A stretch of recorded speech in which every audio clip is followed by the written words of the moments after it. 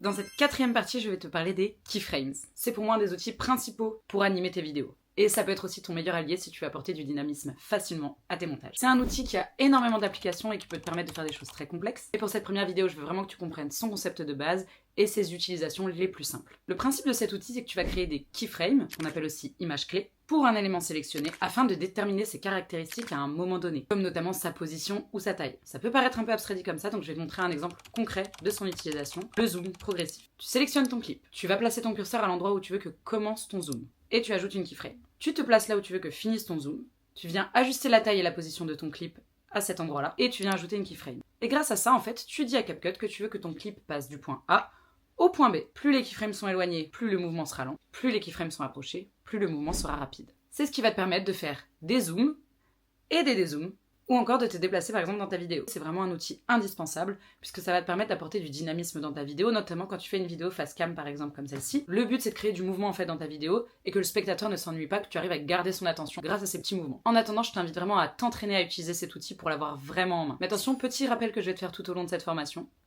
Il ne faut pas abuser des bonnes choses. Tu n'es pas obligé d'avoir un zoom ou un dézoom à chaque plan ou encore un effet sur tous tes clips.